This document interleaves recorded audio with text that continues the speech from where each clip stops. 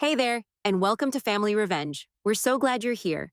Don't forget to like and subscribe so you can stay with us for every twist and turn. Let's jump right in. I walked into the dining room, and it felt like stepping back into an old, familiar place where I never quite fit. The table was set with fine china and crystal glasses that glimmered in the soft light of the chandelier above. My sister Harper was already there, sitting next to her husband, Ben. She looked polished, flawless, her confidence radiating off her as she discussed some latest PR venture with him. I could already feel the weight of her presence, always the one who commanded attention. "Hi, Claire," she said without looking up, barely acknowledging me. "Hey," I muttered, setting my coat down. My parents, Richard and Nancy, offered their usual warm but distant smiles from across the room. They were proud of Harper, always proud. I could feel that pride hanging in the air like a cloud. "How's work, honey?" Mom asked, her voice tinged with that same curious, almost vacant interest she always had in my career. I knew she wasn't asking because she cared, but because she thought it was something she was supposed to do. I shrugged. "It's good. Busy." Dad, who had his nose buried in the newspaper, gave a nod. "That's nice," he mumbled. I could feel the disconnection, the sense that my accomplishments were somehow less important than Harper's. As if running a graphic design firm didn't hold the same weight as running a PR empire. As if designing logos and branding identities wasn't real work. Harper looked up from her conversation with Ben, glancing my way just long enough to offer a smile that didn't quite reach her eyes. "We're talking about our Thanksgiving plans," she said, as if I'd asked for the update. "You should join us. Ben and I are thinking about taking everyone on a trip to the French Riviera this year." Her voice was full of excitement, like it was the only option worth considering. Mom perked up at that, her eyes brightening. "That sounds wonderful. You've always had the best ideas, Harper." I bit my lip. I wasn't sure what hurt more, the fact that no one even pretended to care what I thought, or the realization that Harper's idea of a family trip was a private yacht, five-star accommodations, and luxury shopping. All things that had nothing to do with me, my life, or my reality. So, Harper continued, "I've already planned everything. A week-long vacation, yacht rental, private spa treatments, and of course, shopping in Cannes. We'll do the whole thing right. I've researched everything." Ben nodded, his expression unreadable but impressed. "It sounds incredible," he said, clearly on the same page as Harper. "How much are we talking about?" Dad asked, glancing up briefly from his paper. Harper smiled that confident smile again. "Oh, just under $100,000. But it'll be worth every penny. What's money for if not to enjoy the best, right?" I could feel the weight of the conversation crushing down on me. My heart thudded in my chest. "Well," I interjected, trying to steady my voice, "I was thinking maybe we could also consider a more budget-friendly option. Something a little less extravagant." Immediately, Harper's tone shifted. She didn't even pause before dismissing the idea. "A budget trip? Oh, Claire, don't be silly. This is Thanksgiving. We want to make memories, not go to some, what? Motel by the beach." I couldn't help it. The word stung, hitting me with the same dismissive force they always had. As if my work, my life, my whole existence wasn't enough to measure up to Harper's carefully curated world. "I just thought it could be nice to go somewhere we can all enjoy," I said, my voice faltering slightly. Harper gave me one of those looks, the ones that said she already knew everything about me, more than I knew about myself. "Well, you planned something, Claire, that fits with your lifestyle." She almost sneered the word lifestyle, like it was a judgment. I wanted to say something, anything, but I just bit my tongue. Because what could I say that wouldn't make this even worse?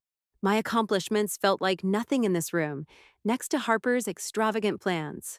I stood there, the weight of it all pressing down on me. It had always been this way. Always Harper, always perfect, always in charge. And always me quiet, unimportant, dismissed. The conversation shifted as dinner was served, but Harper didn't let the food distract her. She was already back to her pitch, her voice full of energy as she dove deeper into the details of the French Riviera plan. "So, I've been looking into it, and I found the perfect place for us to stay," she began, not waiting for anyone to ask. "It's a private villa overlooking the Mediterranean, 7 bedrooms, infinity pool, you name it. We'll have a chef on site, a private yacht for the whole week, and I'm even working on securing spa appointments for all of us. The itinerary's already set. I force myself to look at my plate, pretending to pick at the food, trying to keep my stomach from nodding. Her words were so polished, so rehearsed, like she was selling a dream. And maybe she was. For her, this was normal. For me, it was a reminder of how out of place I was. Wait, a yacht? Dad asked, his eyebrows shooting up. Yeah, it's incredible. Harper didn't skip a beat. We'll cruise along the coast, stop off at St. Tropez, maybe spend a day in Monaco. I've already mapped it all out. Trust me, this will be the trip of a lifetime. She looked around the table, waiting for them to react. Mom smiled and nodded, her expression a mix of admiration and awe. That sounds amazing, honey. I could see her approval, felt it like a cold weight on my shoulders. She was proud of Harper, proud of her success in the world where money and luxury were the ultimate goals. What did she care about the work I did? Harper was already filling the space with her plans, and I was just the shadow in the corner. Ben chimed in, leaning forward. How much are we talking about for all of this? Oh, just a little under $100,000, Harper said casually, like it was pocket change. She said it so easily, with such certainty, that it made my chest tighten. But it'll be worth every cent. A vacation like this, you can't put a price on it. I shifted uncomfortably in my seat, trying to swallow the lump in my throat. They all nodded, agreeing, even Dad, who usually seemed to care about things like cost. The way they all reacted made me feel like an outsider. Like I didn't belong here at all. Wow, Ben said, eyes wide. That's a lot, but it's probably worth it for something this exclusive. Well, the whole family deserves it, Harper replied. We've all worked hard, and this will be the perfect way to unwind and make memories. Plus, I've got everything taken care of, down to the last detail. The more she spoke, the smaller I felt. She had everything figured out, and I had nothing. I thought about the designs I'd worked on, the branding for that startup, the logo that had won me an award, the way I had built my career from the ground up. None of it seemed to matter here. To them, it was all invisible. Mom glanced over at me, her voice soft but almost detached. What about you, Claire? Any thoughts on the vacation? I cleared my throat, struggling to keep my voice steady. I mean, it sounds great. But I was thinking, maybe we could do something a little more affordable. There are plenty of places that don't cost a fortune. My suggestion hung in the air, awkwardly. I knew how it sounded, how out of place it felt among the talk of yachts and five-star hotels. I could already hear the dismissal in my head. Well, that's nice, but Harper started, cutting me off before I could finish. That's cute, Claire, she said, her tone sharp with a hint of sarcasm. But honestly, who wants to go on a budget trip when we could do something like this? We're talking about an experience of a lifetime. Dad nodded in agreement, his face softening. I think Harper's got the right idea. It's not every day we get to do something like this, honey. I wanted to say something, to argue, to make them understand how much effort I'd put into my work, how I'd built something from nothing. But instead, I just sat there, feeling the weight of their disinterest. Harper went on, outlining every last detail: the yacht rental, the spa treatments, the shopping sprees in Cannes. The more she spoke, the more I faded into the background. My suggestions didn't matter. My work didn't matter. It was like I wasn't even in the room. Maybe we could do something more low-key, though, Mom said after a pause, trying to offer an olive branch. A weekend at a nice cabin, perhaps? Somewhere peaceful. But Harper shot her down immediately. That's not what we're doing this year, Mom. If we're going big. It's not even worth considering something less expensive. I felt the heat rise in my chest, my palms getting clammy. I had barely spoken, and yet it was clear what this dinner was really about: Harper and her plans, and the rest of us were just here to agree. The tension in the room settled around me like a weight, thick and suffocating. I swallowed hard. Right, I murmured. I guess it sounds like you've already decided. Harper smiled at me, but it wasn't a friendly smile. It was one of those smiles that said, "Don't worry, I'll take care of it for you." It made my skin crawl. As the conversation continued to swirl around me, I kept my gaze fixed on my plate. No one asked about the logos I designed for huge clients or the branding projects that had earned me awards. No one asked how my business was doing. They didn't care. They just wanted the vacation Harper had already decided on for all of us. The conversation around the table carried on, everyone more and more enthusiastic about Harper's plan. Her eyes sparkled as she described each detail: the luxury cars, the private wine tasting, the custom designed outfits for our fancy dinners. She was already imagining it all as if it was a done deal, and everyone else, except me, was right there with her. I picked at my food, not really tasting it, feeling like I was being erased from the conversation. Every time I spoke, it felt like an interruption, a nuisance. They didn't want to hear me, didn't need to. They were all caught up in the fantasy Harper had spun. So, we'll need to finalize the dates, Harper continued, flicking through her phone like she was booking the trip on the spot. It's just a matter of coordinating everyone's schedules. I'm thinking early next summer, right after the kids are out of school. Sounds perfect, Mom said, her voice soft and approving. You've thought of everything, Harper. Harper gave a little laugh, full of that superior, I have it all together vibe. I always do, Mom. Someone has to. She shot me a glance. Right, Claire? I forced a smile, but I couldn't bring myself to answer. The pit in my stomach had been growing with each passing minute, the gap between their world and mine widening further. I looked up just in time to catch Ben's next comment, and it hit me harder than I expected. You sure Claire can afford this, though? Ben said casually, his voice flat. I mean, she's been doing that, design work, right? I don't know if that kind of thing really pulls in the big bucks. His words cut through the air, and for a moment, I couldn't breathe. My chest felt tight, like my lungs were caving in. I looked up just in time to see him glance over at me, a slight smirk on his face, like he didn't even realize the punch he'd just thrown. I kept my eyes on my plate, but the weight of his comment pressed down on me. I don't make as much as Harper. I can't afford a trip like that. That was what he meant, wasn't it? And maybe, just maybe, that's how my family saw me less than. The underdog. The quiet one. Harper didn't miss a beat. She looked over at me, that same edge to her voice that always made my skin prickle. Well, Claire's lifestyle is a little more artistic, isn't it? She said, a flicker of condescension in her eyes. It's all about passion projects and playing with colors or whatever. No wonder she doesn't have a yacht budget. I swallowed hard, biting my lip to keep from snapping back. Her words burned, sharp and unnecessary. Artistic lifestyle. Like it was something to be ashamed of. Like it was less than. I wanted to tell her, wanted to scream, that I'd built a design agency from the ground up, that I'd worked with Fortune 500 companies, that my branding had won awards. I wanted to tell them how I didn't rely on handouts like she did. But I didn't. I imagined the clients I'd worked with, the satisfaction of seeing my designs launched in front of millions, the years of hard work it had taken to get here. But none of that mattered in this room. None of it would change how they saw me. I kept quiet, like I always did. Harper's eyes flickered over to me again, a smirk playing at the edges of her lips, as if to remind me that my life, my career, would never measure up to hers. Dad cleared his throat, clearly uncomfortable with the tension in the air.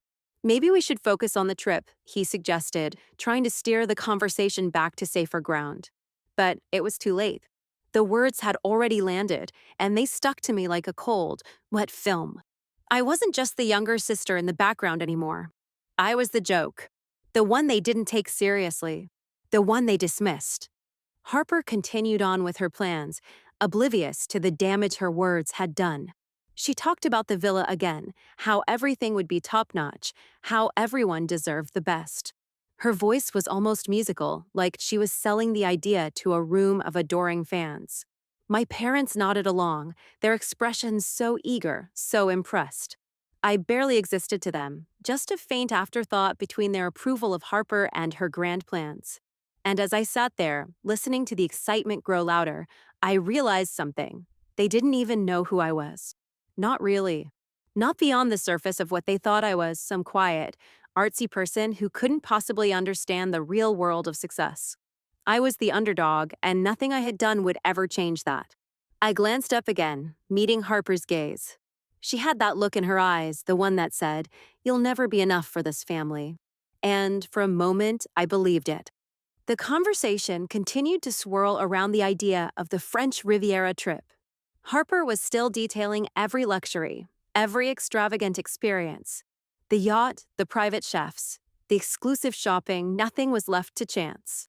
I could feel my frustration building with each passing minute, a tight knot forming in my chest. Then, Harper dropped the price. I've got the final quote. It's a little over $100,000, but honestly, for everything we're getting, it's more than worth it. Over $100,000. The number hung in the air like a weight. I swallowed hard, trying to keep my voice steady. Maybe we could look into something a little less expensive? I suggested, careful not to let the irritation slip through. I don't know, something more within reason. There are some great places that don't cost a fortune. The table went silent for a moment, all eyes on me. I could feel Harper's gaze sharp on my face, assessing, like I was a puzzle piece she had to figure out. After a beat, she smiled a tight, almost pitying smile. "That's adorable, Claire," she said, her voice laced with mock sweetness. "But I don't think a budget vacation is what the family needs. We deserve something better than that. Don't you think?" I wanted to say something, anything, but I felt my tongue freeze. This was her world, her perfect world. I wasn't part of it. Not really. Harper had never cared about what I did, what I achieved. My design career was some kind of hobby to her. She looked me up and down, almost as if she were inspecting me. "Maybe you could plan something more suited to your lifestyle, Claire. You know, something more artistic. You could find a little cabin in the woods or whatever it is you do." Her words felt like daggers. Artistic. Like it was some kind of punchline. I tried to hide the sting, but it hit me harder than I wanted to admit. I tried to let it go. I tried to tell myself it wasn't worth it, that it didn't matter what she said. But the familiar feelings crept back in. The ones that always came when I was around her. The feeling of not being enough. Of never being enough. I thought about the designs I'd spent sleepless nights perfecting, the countless hours spent building my business from the ground up. But in Harper's eyes, that didn't matter. My achievements, my real accomplishments, were invisible to her. And to the rest of my family. "Well, it's not my lifestyle," I said quietly, more to myself than anyone else. But Harper heard me. Of course she did. She tilted her head, a condescending smile playing at her lips. "Right. You're too busy with your little design projects to think about anything real." The words hit me like a slap. A little design project? That's what she thought my career was? Something small? Insignificant? The silence at the table stretched on, heavy and suffocating. I could feel the eyes on me, expectant, like I was supposed to say something to defend myself, to prove her wrong. But I didn't want to. Not anymore. I had tried for so long, so hard, to prove myself to them, to show them that I wasn't the quiet, overlooked sister anymore. But all it ever did was make me feel smaller. I turned my gaze to my plate, pretending to focus on the food. It was getting harder to swallow, the words Harper had spoken swirling around in my head. But I didn't want to make a scene. I didn't want to explode because I knew I would. And I knew it wouldn't matter. They wouldn't get it. Instead, I sat there, quiet, my hands clenched in my lap. I was the quiet one. The one who never got the attention. The one who didn't belong. "Claire." Mom's voice broke through the tension, soft and uncertain. "I'm sure Harper didn't mean anything by it. She's just excited, that's all." I didn't respond. I couldn't. What was there to say? That I wasn't offended? That I wasn't humiliated by her words? That I didn't feel like the smallest person in the room, a mere afterthought? Harper shot me one more glance, but I didn't look up. I didn't want to give her the satisfaction of seeing me hurt. I was done. Done with trying to prove myself to them. Done with letting them make me feel like I didn't matter. The conversation picked up again, but I tuned it out. It was all just noise now. The laughter, the excitement over the trip, it felt distant. I was here, but I wasn't really here. As they continued to plan their perfect vacation, I sat there, invisible once again. The silence hung heavy in the air. I couldn't take it anymore. The weight of the looks, the assumptions, the dismissiveness. I stood up slowly, trying to steady my breath, and pulled my phone from my bag. Everyone's eyes shifted to me as I placed it gently on the table, screen facing up. The low glow of the display cast a faint light over the room. For a moment, I couldn't speak, my throat dry as dust, the tension nearly unbearable. But then I cleared my throat and broke the silence. I think it's time you all knew exactly what I've been up to these last few years, I said, my voice calm to calm. I tapped the screen, bringing up my business's financial dashboard. A $45 million valuation stared back at them in cold, undeniable numbers. I didn't flinch. I didn't need to. I let the room process for a moment. The sharp click of silverware on plates had stopped, the sound of it echoing louder than the words we'd exchanged. I could see it in their faces, confusion first, followed by disbelief. Richard leaned forward, eyes narrowing as if he didn't quite understand what he was seeing. Claire, what is this? Mom asked, her voice trembling slightly. I didn't look at her. I focused on the screen, watching their reactions. It's my business, I explained. I founded it 5 years ago, a design agency, $45 million in valuation. We've been working with top-tier clients for a while now. Big brands. Fortune 500 companies. I could feel the air shift, the temperature in the room dropping. This wasn't the little hobby they had thought it was. This wasn't some small-scale, forgotten thing I did on the side. Richard, who had always dismissed my career as a fleeting pursuit, blinked, his mouth slightly agape. He was speechless, and for a moment, I reveled in the silence. I'd never seen him at a loss for words before. But I wasn't done yet. My business was recently acquired for $1.5 billion, I added, letting the words sink in. Harper's hand froze midair, fork hanging at her lips. She slowly put it down, eyes wide, staring at the phone. Wait, Harper finally choked out. Billion? Her voice was almost unrecognizable, a mix of disbelief and something else I couldn't quite place. Yeah, I said, keeping my tone even. I've built this business from the ground up. I don't have a yacht, but I've got something real. Something that lasts. Harper glanced at Ben, who was leaning back in his chair, trying to maintain his composure, but clearly rattled. I could see the wheels turning in his mind.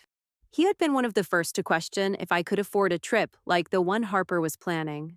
Nancy, on the other hand, looked at me as if she was seeing me for the first time. Her eyes softened, and she blinked quickly, perhaps trying to process what she was hearing. I could almost feel her thoughts spinning, but she said nothing. She didn't need to. The numbers on the screen said enough. I looked over at my father, whose gaze was still fixed on the phone.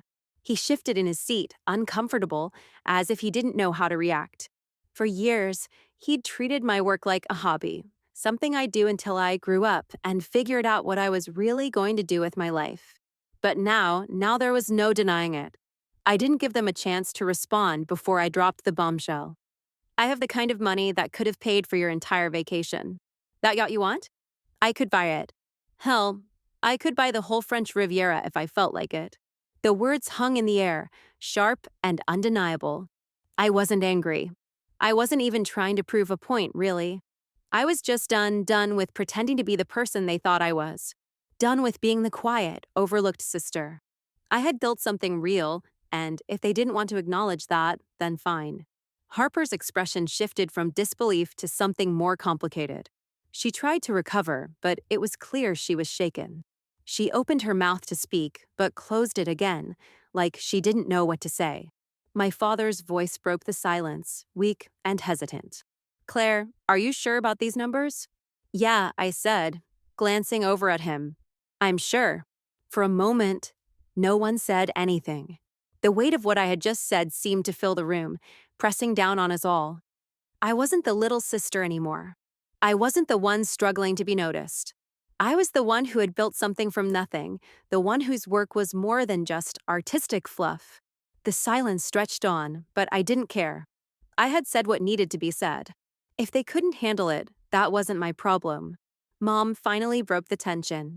I didn't know, she said quietly, almost apologetically, her voice unsteady. I didn't answer her. I didn't need to. There was nothing more to say. They had seen the numbers. They had heard me. And in that moment, I knew I didn't need their validation anymore. But the shock on Harper's face was still the most satisfying part. The sister who had always been so sure of herself, the one who could dismiss my career with a wave of her hand, was suddenly speechless. And I wasn't sorry. Not for a second. The silence in the room felt thick enough to suffocate. Everyone was staring at the phone on the table, their eyes flicking between the glowing screen and me, as if they were trying to process what I'd just said. I didn't break the silence. I didn't need to. Richard was the first to speak, his voice low and almost tentative, as if testing the waters. So, you own this business outright? All of it. I nodded slowly. Yep. I started it. I run it. I own it. Ben, who had been unusually quiet until now, leaned forward, trying to piece it all together. But you still make money doing the design work? Or is it more like, investments and stuff? I glanced at him, feeling a cool calm settle over me. Both. I'm the majority shareholder in a tech startup as well. I don't work for a paycheck. I make millions in passive income. Nancy, sitting on the edge of her seat now, shook her head, trying to wrap her mind around the numbers. But how? I mean, you're not. How did you? I didn't let her finish. I could see her struggling, the disbelief still written all over her face. So I cut to the heart of it. I'm worth over $2 billion, Mom. I've been on Forbes' list for the past 3 years. The words hung in the air. Their reactions were muted, but their faces betrayed everything. Richard's jaw tightened, his brows furrowing as he tried to make sense of the figures. I could see him calculating, trying to reconcile what I'd just said with the image of me he'd always carried in his head, the image of a quiet, struggling artist who would never make much more than a modest living. Nancy's mouth opened, but she didn't say anything right away. She just blinked, her face flushed. "Oh, Claire," she said, finally. I didn't. I didn't know. I didn't respond immediately. She didn't get it. She wasn't apologizing for dismissing me all those years. She was apologizing because she was stunned. I wasn't sure whether she was more impressed by the number on the screen or by the fact that I'd actually pulled it off. Harper's voice broke through, and I looked up to find her red-faced and scrambling for control. She shifted uncomfortably in her seat. I didn't know, she said, more forcefully this time, her tone a little defensive. But hey, that's incredible. Really. If you'd like, you can still join us on the French Riviera trip. We'll cover your expenses. You're welcome to come with us, no problem. I felt the air shift again, thickening. The offer felt like a slap, but I kept my face neutral. I wasn't about to let her turn this around. I shook my head slowly, locking eyes with her. I don't need your charity, Harper, I said, each word deliberate. If I wanted to go on a trip, I could plan one myself. I don't need you to buy me a seat at your table. Her face reddened even more, and I could see the gears grinding behind her eyes as she searched for something to say, something that would salvage the situation. But there was nothing left to salvage. You're right, of course, she muttered, trying to gather herself. That was a bit much. I didn't mean it like that. But the damage was done. I wasn't interested in being part of her world, not anymore. The trip to the French Riviera had never been about the trip itself. It had been about her trying to prove she was the one who controlled everything. I didn't need to be a pawn in her game. For a moment, the room was still again. The excitement that had been bubbling over just minutes before was gone.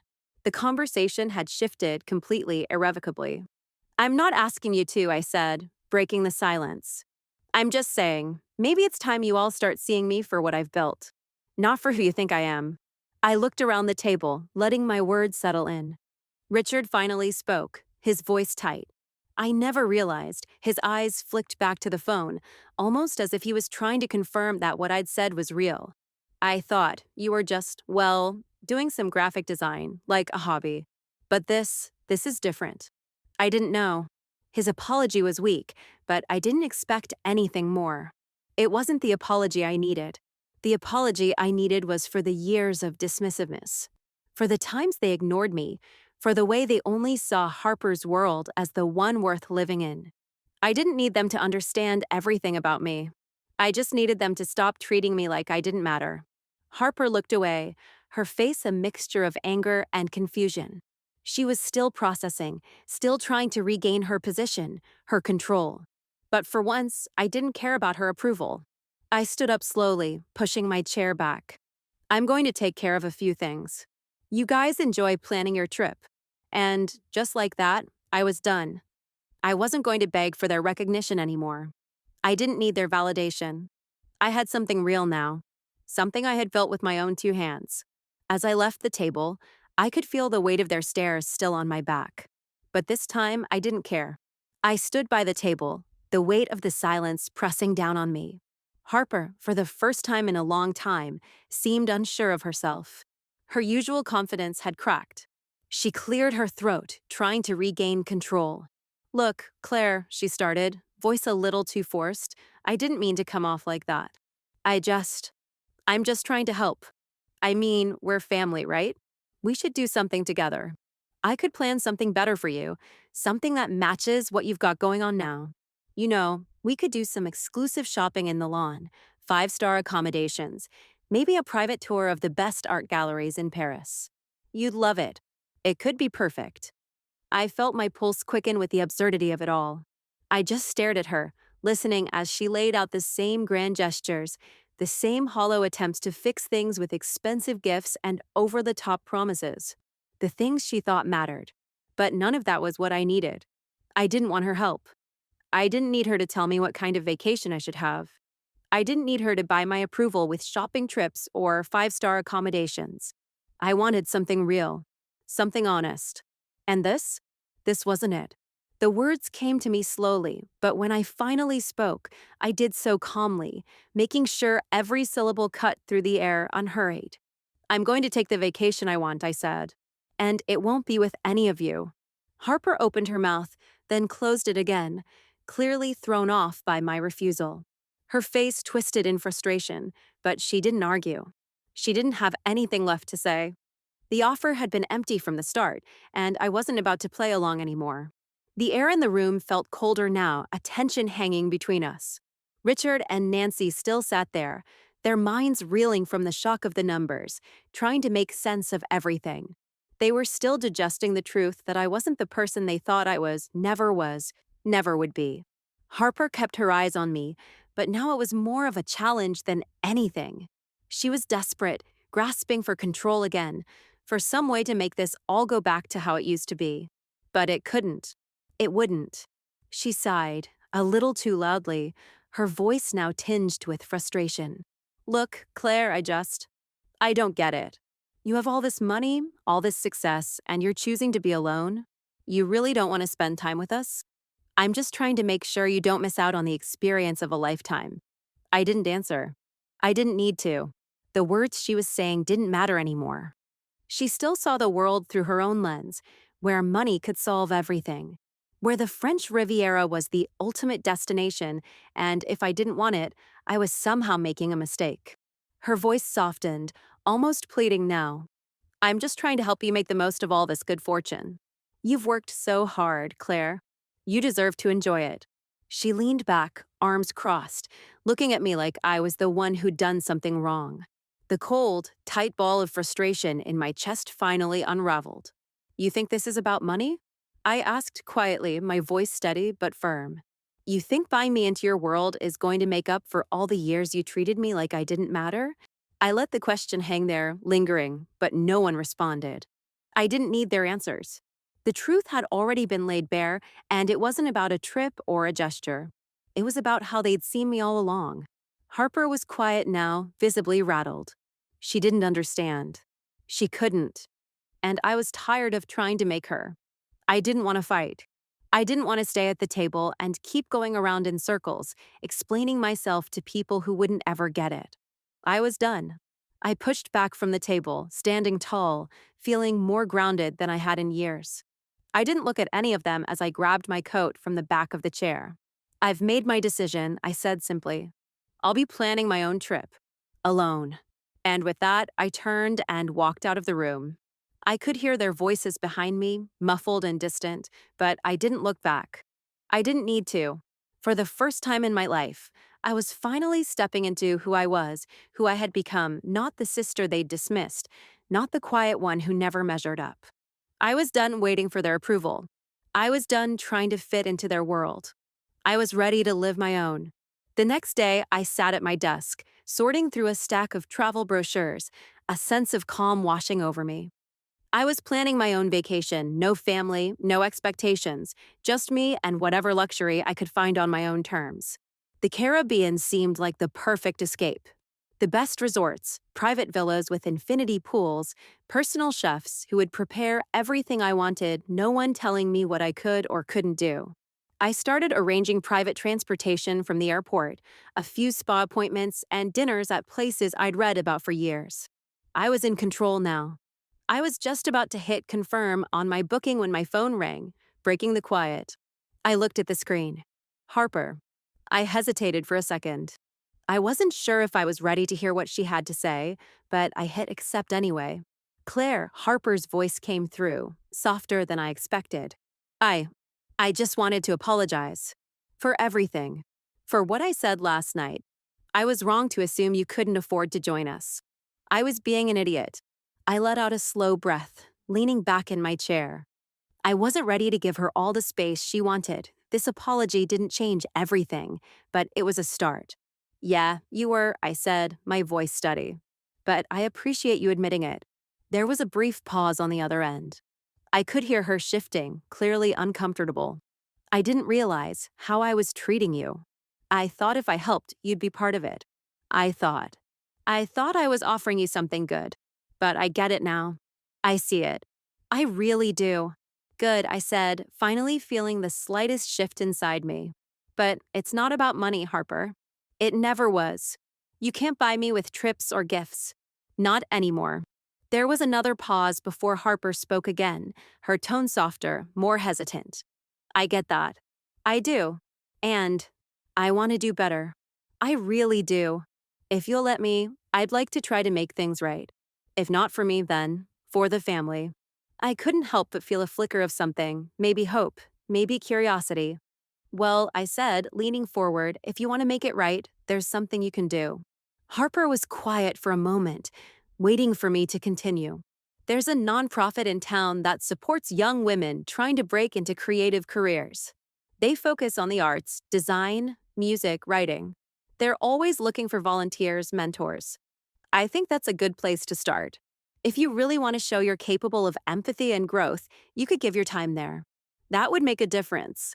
Harper was silent for a few moments, the weight of my suggestion settling in. Volunteering, she asked slowly, unsure.